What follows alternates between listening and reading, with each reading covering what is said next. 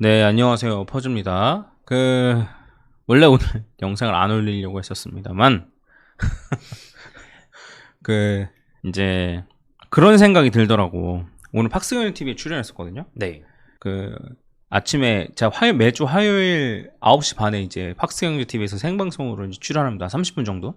근데, 전문가님 모시고 앵커님 이렇게 얘기하는 거야. 네. 지영 앵커님 바뀌었어요. 지영 앵커님에서 지영 앵커님으로 바뀌었습니다. 네. 네, 다른 지영 앵커님이 바뀌었는데, 전문가님 모시고 막 이렇게 하니까, 순간 내가 뭐라고 생각했냐면, 내가 전문가인가? 내가 전문가 맞나? 약간 요런 생각? 네. 네.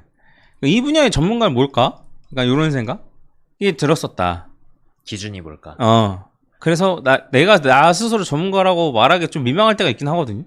네. 근데 아무튼 근데 이제 오늘 우연하게도 이제 팍스경영 TV에서 다뤘던 내용이 약간은 강의에 비슷했거든요. 왜 그러냐면 새로 오셨으니까 앵커님 수준을 내가 모르는 거야. 어디까지 알고 있는지 정확히 그래서 네. 완전 기초를 알려준다고 생각하고 한 3주 정도. 첫 주 차이는 비트코인이 왜 중요한지, 네. 현물 ETF 승인이 왜 호재인지 뭐 이런 거랑, 두 번째 주에는 비트코인 도미넌스 관련된 거. 네. 그다음에 이번 주는 이동평균선과 볼리지밴드. 네. 그리고 정확히는 요거죠. 그래서 지금 비트코인이 오늘 좀 조정을 받고 있어가지고 지금 촬영하고 있는 10시, 11시 이때에 지금 조금 변동성이 나왔죠. 11시 26분인데 지금 저희가 찍고 있는 시간이 아래 보면 이제 나오는 시간.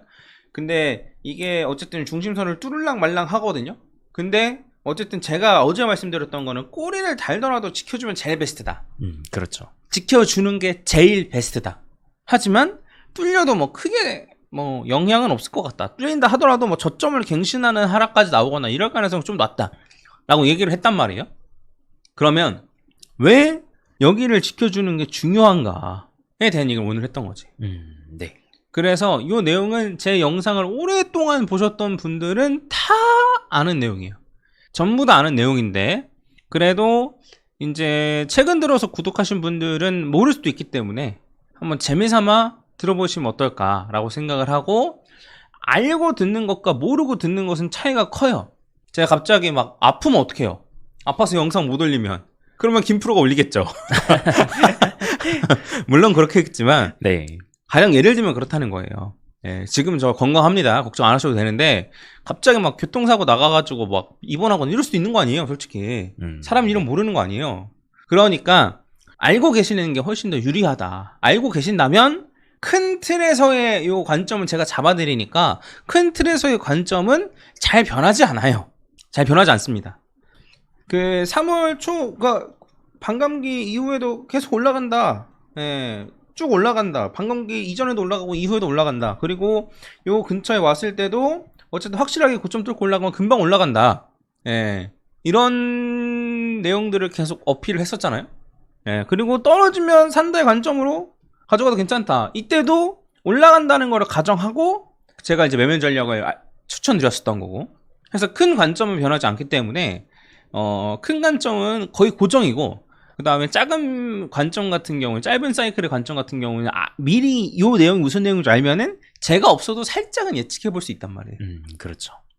그런 관점에서 오늘 한번 보면 좋지 않을까 싶습니다. 알고 제 영상을 보는 것과 모르고 제 영상을 보는 것은 완전 달라요.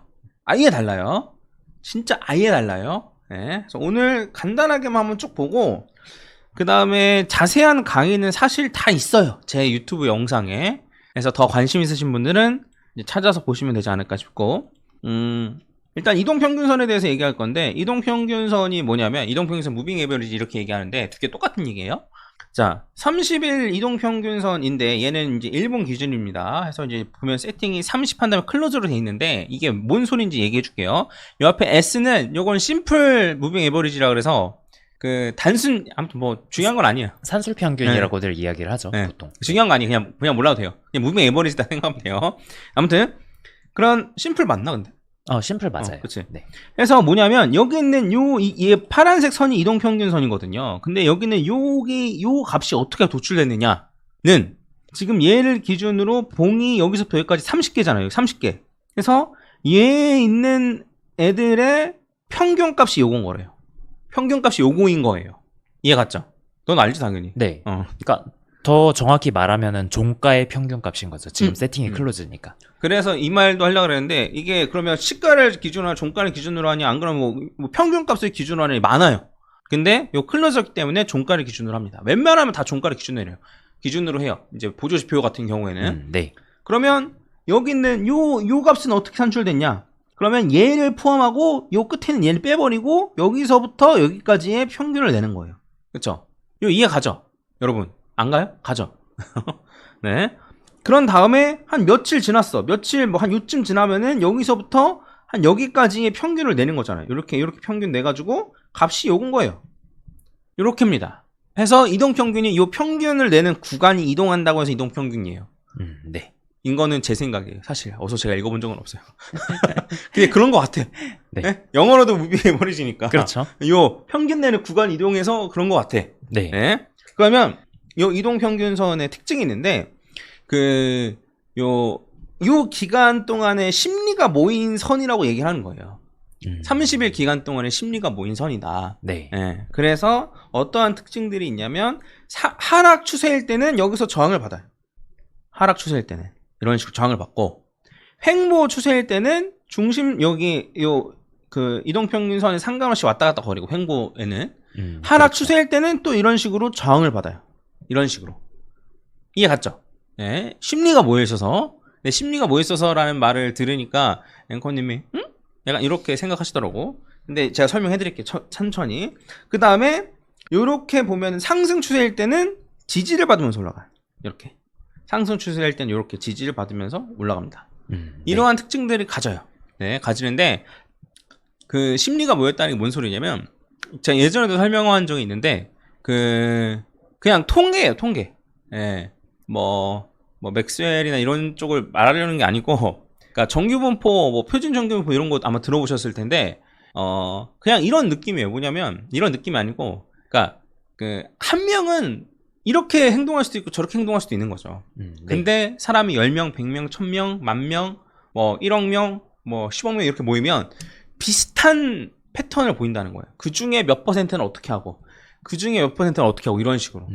그래서 오늘 예시로 든 게 또라이 보존의 법칙. 네. 방송에서 또라이라는 말을 못 써가지고 진상이라고 표현했는데, 네. 이상한 놈이라고 표현했는데, 또라이 보존의 법칙. 직장 생활하는데 한 팀에 한 7, 8명 있는데 그 중에 무조건 또라이 새끼는 하나 있다. 네. 근데 또라이가 없다?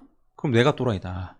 이게 또라이 보존의 법칙. 여기 아시죠? 그 다음에 그 앞에 3명이 걸어가면 그 중에 한 명은 나의 스승이 있다. 본받을 점이 있든 뭐 반면교사로 생각할 점이 있든 해서 나의 스승이 있다. 이게 노노에 나온 얘기일 거라마? 네. 그리고 개미 중에 이렇게 있으면은 상위 20%만 일을 하더라. 그 다음에 아래 20%는 일을 안 하더라. 그럼 요 상위 일하는 20%인 애들만 모아놓으니까 그러면 다 열심히 일을 할 줄 알았는데 그게 아니고 그 중에서도 20%만 일을 하더라. 그럼 일 안 하는 애들만 모아가지고 딱 했더니 얘네들이 다 일 안 할 줄 알았는데 이 중에서도 20%는 일을 하더라. 이런 겁니다. 이거 아마 들어본 적 있을 거예요. 이게 살면서 분명히 들어본 적 있고 경험적으로 느낄 겁니다. 네. 그렇지 이제 내가 사람을 한 15명 커피숍 하시는 분들이나 자영업 하시는 분들 많이 느낄걸요? 손님이 많네? 그러면 진상이 뭐 이 정도는 있지 뭐. 약간 이런 식으로 아마 이제 느끼실 건데 그렇다는 거예요. 그래서 그런 것과 그런 식으로 이제 바라보는 거죠. 이동평균선이라는 것 자체를. 해서 사람들의 심리가 모였기 때문에 추세가 생기면 해당 요 선에서 지지를 받거나 올라갈 땐 지지를 받거나 떨어질 땐 저항을 받는 이런 모습들을 보인다라는 거고 여기서 이제 아셔야 될 건 뭐냐면 왜 30일 쓰느냐 이거죠. 기본 세팅은 20MA예요. 예. 앵커님도 아시더라고. 주식에서도 20MA를 그렇죠. 기본으로 쓴다고. 네. 그래서 왜 그러냐면 이게 20MA가 왜 그러냐면 주식은 이제 일주일 중에 5일만 그 영업일이잖아요. 5일만 이제 거래할 수 있잖아요. 그래서 그 한 달을 기준으로 하면은 20일인 거예요. 한 달 동안 20일 동안 매매를 할 수 있는 거예요. 그래서 기본적으로 20MA, 주식에서 20MA는 한 달의 심리가 녹아져 있는 거예요. 한 달의 심리. 그러면 그 5일 이동평균선은 일주일의 심리가 돼 있는 거예요. 뭔 말인지 이해가시죠? 네, 그래서 요거를 코인에다가 그대로 적용시키면 20ml 그대로 적용시키면 한 달의 심리가 아니고 3주의 심리가 되는 거예요. 애매하게 네, 되죠. 코인은 이제 주 7일 다 영업하니까. 네, 그래서 코인에서 한 달에 심리를 이제 반영시키려면 30mA를 써야 된다라는 거였고, 비트코인 같은 경우에 30mA가 20mA보다 훨씬 더 잘 맞습니다. 제 경험상 그래요. 근데 이거는 바꿔도 된다? 안 된다? 된다. 네. 예. 근데 30mA로 한번 해보시고 바꾸셔도 된다. 이런 얘기예요. 그래서 28mA로 쓰시는 분들도 계시더라고. 내 얘기를 듣고 나서. 아예 그냥 4주 곱하기 7일 해서요. 4주 해가지고. 근데 이건 뭐 나쁘다고 생각 안 해. 본인한테 맞는 걸 좀 찾는 겁니다. 그렇죠. 근데 단순히 20mA 뭐 위로 뭐 올라가고 뭐 5mA 해가지고 골든 크로스 나면 뭐 무조건 올라가고 이렇게만 공부하면 이런 식으로 바꿀 수 있다 없다? 응용이 안 되죠. 못한다. 네. 그래서 이러한 이동평균선을 배울 때 이러한 사전 설명이 없이 그냥 얘기한다? 그러면 높은 확률로 네 전문가가 아닙니다. 네. 높은 확률로 전문가 아닙니다. 뭐 그렇다고 제가 뭐 너는 전문가냐라고 하면 뭐 그걸 말하고 싶었던 그런 게 아닌데 높은 확률로 전문가가 아니다. 뭐 이런 얘기를 하고 싶었던 거고. 그냥 암기를 잘한 사람이죠. 암기를. 그렇게 얘기하는 사람. 그냥 암기를 잘한다고도 말할 게 좀 곤란해. 그냥 네. 아는 척만 하는 사람인 거야. 아는 척만. 아는 척만. 예. 아는 척만. 왜요? 라고 물어보면 그거에 대한 대답을 못하는 아는 척만 하는 사람인 거지. 예. 아무튼 그러면 이동평균선에 대한 얘기를 했고, 그 다음에 이제 볼린저 밴드에 관한 얘기를 할 텐데, 이게 이제 정규 분포예요. 표준 정규 분포랑 정규 분포의 차이점은 평균을 0으로 만드느냐 안 만드느냐 그 차이만 있을 뿐 그냥 똑같은 거라고 생각하면 됩니다. 우리 입장에서 별로 상관없어요. 그리고 여기 M이 이제 평균이고, 평균 플러스 표준 편차 있고, 평균 마이너스 표준 편차가 있고, 그 다음에 평균 플러스 2 표준 편차가 있고, 표준 편차 곱하기 2 한 다음에 더한 거예요. 평균 빼기 2 표준 편차가 있고, 이런 식으로 있는데, 얘를 기준으로 평균 빼기 2, 평균 플러스 2 해가지고 요 사이에 들어올 확률이 95.4%예요. 뭔 소리냐면 예전에 이제 우리 학교에서 배울 때는 막 키 갖고 했잖아요. 평균 키가 170이고 뭐 표준 편차가 뭐 10이다라고 한다면 평균 플러스 2 표준 편차 하면은 170 플러스 20이니까 190인 거고, 그 다음에 150인 거잖아요. 마이너스 2 표준 편차 하면은. 네. 그러면 요 안에 반 학생들이 요 안에 150에서 190 안에 들어있을 요 확률이 95.4%다. 뭐 이런 거예요. 그러니까 정확한 건 아닌데, 정확한 뭐 여기 있는 사람들 들어있을 확률 이렇게가 아니고 무작위로 하면 뽑았을 때 요 안에 속할 확률인 건데, 정확히 말하면. 근데 우리가 알기로는 그 차이는 없어요, 사실. 네. 이렇단 얘기예요. 그래서 그리고 표준 편차 마이너스 3 플러스 3 하면 99.7%예요. 요걸 이제 왜 얘기하냐면 볼린저 밴드 세팅할 때 표준 편차라는 요게 있거든요. 그럼 왜 볼린저 밴드는 어떤 지표길래 왜 표준 편차를 입력해야 되는 것일까? 라고 생각하실 수가 있는데, 자, 요게 볼린저 밴드고 얘가 이제 정규 분포인데, 이걸 어떻게 생각하면 되냐면 얘를 이렇게 돌려요. 이렇게 돌려가지고 이렇게 만들어요. 이렇게 만들어서 여기에 그대로 갖다 대요. 이렇게. 이게 볼린저 밴드예요. 요게 중심선, 요게 중심, 평균. 그 다음에 얘가 평균 플러스 2 표준 편차. 네. 얘가 평균 마이너스 2 표준 편차예요. 요 정규 분포 요 그래프를 그대로 이렇게 차트에 옮겨놓은 게 볼린저 밴드예요. 그런 지표예요, 볼린저 밴드가. 그러면 요걸 가지고 이해를 하면 뭐냐면, 얘도 종가 마감 기준이거든요. 클로즈랑 이런 거 다 세팅할 수 있어요. 아닌 것도 세팅할 수 있긴 한데, 종가 마감 기준으로 요 위랑 요 아래에 있는 요 면적에 있을 확률이 95.4였나 아까? 네. 95.4라는 뜻이에요. 정확히 말하면 하나를 봉을 꺼내서 그거가 종가 마감이 요 안에 있을 확률이 95.4라는 뜻인데, 중요하지 않으니까 요것만 이해하면 돼요. 그러면 아닌데 여기에 연속 몇 개 지금 바깥에서 종가 마감 된 거 아니야? 요 상승 추세니까 그렇죠. 횡보할 때는 요 안에만 있어요. 그러니까 길게 봤을 때는 요 확률에 따라가는 거죠. 네, 그러면 우리는 요런 걸 생각할 수 있어요. 뭐냐면 요 바깥으로 나왔네. 그럼 우리가 요 바깥에서 얘가 계속 있을 수 있어요? 없다라는 소리예요. 바깥으로 나가면 들어와야 된다는 소리예요. 왜? 95.4%의 확률로 요 안에 있어야 되니까. 이런 뜻입니다. 자, 이렇게 하고 이해 가실 거라 생각하고. 네. 그러면 여기 있는 요 평균은 뭐냐? 요게 이동 평균인 거예요. 요 안에 있는 요 선은 이동평균선. 그래서 왜 얘가 이동평균선이에요? 왜냐면 얘가 평균이니까. 요 가운데 선이 평균이니까. 그러면 요 안에 평균을 기준으로 어떻게 하느냐? 이거를 이제 20일로 하느냐, 30일로 하느냐 이렇게 세팅할 수 있는 거. 볼륨 세팅할 때 길이가 이제 20일봉으로 하는 20일로 하느냐, 30일로 하느냐 요 차이인 거고 표준 편차도 세팅할 수 있어요. 그럼 표준 편차를 3으로 세팅하면 어떻게 되냐면 볼린저 밴드는 더 늘어나요. 왜? 볼린저 밴드는 이렇게 늘어나요. 왜냐면 요 안에 있을 확률이 99.7%니까. 그렇죠. 예. 이런 거예요. 이걸 이해하면 표준 편차도 조절해 가면서 쓸 수 있고, 그 다음에 여기 있는 선도 20일 선으로 쓰느냐 30일 선으로 쓰느냐 조절해 가면서 쓸 수 있어요. 제가 이제 52주 이동평균선이라고 얘기하는데 가끔씩 52주 이동평균선은 뭐겠어요? 1년의 심리를 모아놓은 선인 거예요. 쉽게 말하면. 네, 이런 식으로 쓰는 겁니다. 어렵지 않죠? 뭐 내용 잘 모르시겠는 분 있으시면 예전에 뭐 볼린저 밴드 강에서 강의 또 찍어놓은 거 있으니까 그것도 같이 한번 보시면 될 것 같아요. 그러면 이제 요거를 합치면 돼요. 볼린저 밴드를 활용하는 방법에서 요거 두 개를 합치면 돼요. 네. 자, 뭐냐면, 자, 이동평균선은 추세를 타면은, 상승 추세면은 지지를 받으면서 올라가는 경향이 있어요. 그렇죠? 상승 추세를 타면은 이렇게 지지를 받으면서 올라가요. 그렇죠? 그런 다음에 요 볼린저 밴드의 특성은 뭐냐면, 요 위로 삐져나오면 다시 안으로 들어가. 위로 삐져나오면 안으로 다시 들어가. 위로 삐져나오면 안으로 다시 들어가. 이러한 지표인 거잖아요, 이게. 그래서 요 두 개를 합치면 상승 추세일 때는 어떻게 된다? 중심선과 상단선에서 왔다 갔다 하면서 움직인다. 요 두 개를 합치니까. 그렇죠. 이동평균선과 볼린저 밴드의 요 특성을 합치니까 요런 결과가 나오는 거예요. 쉽죠? 요게. 자, 그 다음에 또 요 하락 추세일 때는 여기서 저항을 받더라. 요런 특성과 그 다음에 요 아래로 떨어지면 다시 올라와. 왜냐? 요 안에서 종가 마감될 확률이 95%니까 아래로 떨어지면 다시 들어와. 떨어지면 들어와. 이런 걸 합치니까 어떻게 돼요? 중심 하락 추세일 때는 중심선과 하단선에서 왔다 갔다 하면서 움직인다.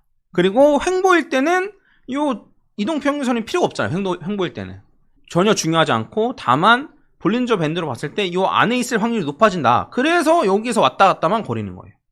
그렇죠. 이게 횡보. 근데 요거를 제대로 이해하지 못한 사자들은, 비전문가들은 이렇게 얘기하죠. 볼린저 밴드 아래에서 사가지고 위에서 팔고 아래에서 사고 위에서 팔고 이러면 정말 좋겠죠? 막 이러면서 얘기를 하는 거죠. 이걸 전혀 이해하지 못하니까. 예, 볼린저 밴드가 뭘로 구성되어 있고 상단선과 하단선은 가진 의미가 뭐며 중심선은 어떻고 이런 걸 하나도 이해하지 못하니까 이런 소리나 해대고 있는 거예요. 이거는 횡보일 때만 먹히는 거예요. 횡보일 때만. 네. 여기 하단선에서 산다로 이럴 때 하단선에서 사면 계속 물리는 거예요. 그렇잖아요.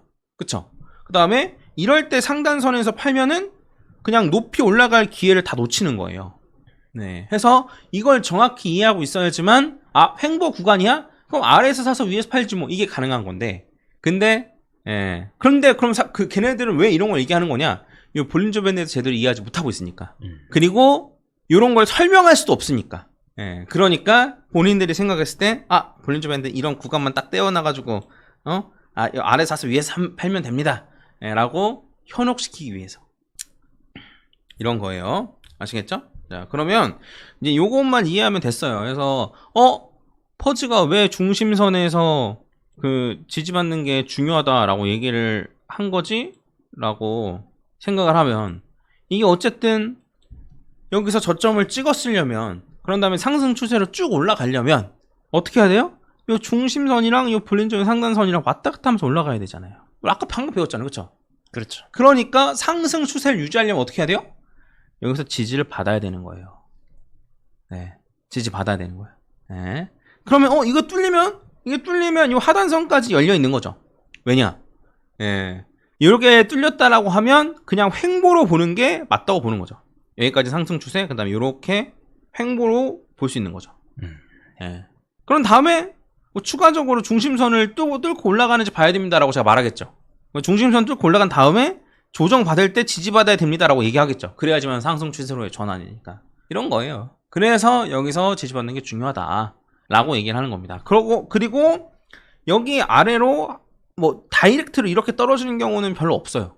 그래서 일단 떨어진다 하더라도 여기 떨어진 다음에 반등해서 중심선 근처까지 갔다가 이렇게 떨어진다. 이렇게 제가 얘기한 거 들어보신 적 계실 텐데, 이것도 왜 그렇냐면 요 중심선에서 이동평균선에서 저항받을 가능성이 높다. 하락 추세면. 그리고 하락 추세면 얘랑 왔다 갔다 하면서 떨어진다. 이런 얘기를 하는 거예요. 그렇죠. 그래서 요것만 이해하면 제가 말하는 얘기가 뭔지를 이해할 수 있는 겁니다. 그래서 요 중심선을 지켜주는 게 꼬리를 달고서라도 지켜주는 게 좋다. 네. 그리고 요게 뚫린다 하더라도 그럼 하단선까지 열려 있는데 그래도 큰 문제는 없다. 그냥 횡보에 가깝다 정도로 보면 되고 볼린저 밴드만 보는 게 아니죠 저희가. 그래서 파동으로 보거나 뭐 다른 걸로 봤을 때는 그래도 저점을 깨기는 쉽지 않을 것 같다 라는 얘기를 하는 거고 지금 볼린저 밴드가 좁아지잖아요. 왜 좁아지냐면 이것도 아까 전에 얘기했던 걸로 설명할 수 있어요. 뭐냐면 지금 움직임이 별로 없잖아요. 옆으로 횡보만 하고 있어서 움직임이 별로 없으니까 이 볼린저 밴드가 좁아져도 이 안에 있을 확률이 95.4가 되는 거예요. 근데 움직임이 커. 그럼 볼린저 밴드도 이렇게 커져야 되죠. 중심선 기점이 이렇게 커져야 되죠. 커져야지만 이 안에 있을 확률이 95.4로 맞출 수 있으니까. 그렇죠. 그래서 횡보하는데 볼린저 밴드 좁아지네? 왜 그럴까?가 이런 이유인 겁니다. 어렵지 않죠? 해서 왜 퍼즈가 중심선 지켜주는 게 중요하다고 했을까? 이게 베스트 시나리오라고 했을까? 여기서 지지받고 이렇게 쭉쭉 올라가는 게 베스트니까. 상승 추세로의 전환이 더 베스트니까. 라고 이제 얘기를 하는 겁니다. 물론 뭐 이렇게 떨어졌다가 올라갈 가능성도 있고 이렇게 떨어졌다가 한 번 더 떨어진다 하더라도 저점을 갱신할 가능성도 낮고 이런 걸 종합해 봤을 때는 뭐 떨어져도 큰 문제는 없지만 제일 베스트는 요거다라고 얘기를 하는 겁니다. 어렵지 않았으면 합니다. 제가 최대한 잘 쉽게 설명했으면 합니다. 그리고 이거를 여러분들은 그냥 이해만 하고 있으면 돼요 사실. 물론 제일 좋은 거는 제가 설명하듯이 설명할 수 있을 정도가 되면 좋겠지만 그쵸? RSI나 다이오브존스도 전 다 이런 방식으로 접근하거든요. 다 수식 뜯어가 보면서 그래서 저도 뭐 전문가라고 하기에는 민망하지만 좀 전문가와 비전문가를 이 바닥에 전문가가 있을지 모르겠는데 아무튼 그러니까 뭐 최소한 자기가 사용하려는 보조 지표가 있으면 그 보조 지표가 어떤 원리로 작용을 하고 있는 건지 그거 정도는 알아보시고 사용하시면 좋을 것 같아요. 이상한 놈을 걸러내는데 잘 쓰였으면 합니다. 그리고 재밌다, 좀 더 공부해보고 싶다라고 하시는 분들은 제 거 이제 여기 채널 있잖아요. 채널에 쭉 보시면은 아래 나와 있어요. 2024년 다시 쓰는 강의 촬영 순서대로 해서 처음부터 쭉 보시면 돼요. 이것도 이제 촬영한 지 한 1년 반 돼가는데 요거로 쭉 보시거나 안 그러면 내용에 따라서 묶어놨거든요. 그래서 차트를 몰라도 수익 내는 초급 강의 이게 1번, 그 다음에 엘리엇 파동, 퍼즈 각도 이론 이런 순으로 보시면 됩니다. 그 다음에 볼린저 밴드 보조지표 해서 보조지표에 들어가 있는 내용이에요. 오늘 했던 내용은. 그래서 한 2강, 3강 되는 걸 압축해 놓은 거니까 참고하시면 좋을 것 같고 새로 바뀐 앵커님 혹시나 이해 못하실까 봐 걱정했는데 화학가라고 하시더라고. 그러면은 금방 이해하시겠네요. 통계 같은 거. 그래서 이해를 잘 하시더라고. 그래서 어려워 난 모르겠어요 라고 하는 댓글 쓰지 마세요. 난 모르겠다 이런 거는 그냥 속으로 생각하세요. 속으로 생각하세요. 제발 부탁드리겠습니다. 제가 좀 꺾여요 의욕이. 아시겠죠? 속으로 생각하시고 한 2번 3번 보시고 그 다음에 제가 분석하는 걸 좀 보시면은 그래도 확실히 이해되실 거예요. 굳이 저처럼 설명할 수 있을 정도로 알 필요는 없어요. 뭐 확률 통계, 뭐 표준 정규 분포표 이런 걸 아실 필요는 없어요. 그렇구나. 요 안에 있는 확률이 95.5% 정도구나. 그러니까 밖으로 튀어나오면 들어오는구나. 마냥 밖에 있을 수는 없구나. 정도로. 물론 막 상승 추세가 강력하면 요 위에서 놀기도 해요. 막 요 위에서 막 놀고 막 그래요. 근데 그래도 안으로 다시 들어와야 돼요. 근데 이런 경우는 그냥 계속 5%의 확률이 계속 터진 거니까요. 그런 정도의 드문 상승장이다. 그렇게 해석을 하셔야 되는 거죠. 그래서 오늘 영상이 중요하죠. 이런 영상이. 조회수는 낮겠지만 이런 거 보시는 분들이 승리하시는 겁니다. 이런 분들이 결국에는 이겨내시는 거예요. 아무튼 이 정도로 하고 마무리 짓도록 하겠습니다. 뭐 도미넌스나 이런 얘기도 이제 막 팍스윙 TV에서 지금 하고 있는데 이 내용은 좀 같이 보면 좋을 것 같아서. 그리고 강의에도 있고 그리고 제가 뭐 유튜브를 다 접는다 하더라도 강의도 없애버려. 잘 보내시고 오늘 종가 마감, 일봉 종가 마감으로 지켜주는지 한번 살펴보시면 좋을 것 같습니다. 네. 여기 있죠, 여기. 네. 네, 이상 마치도록 하겠습니다. 감사합니다. 네, 감사합니다. 김프로였습니다.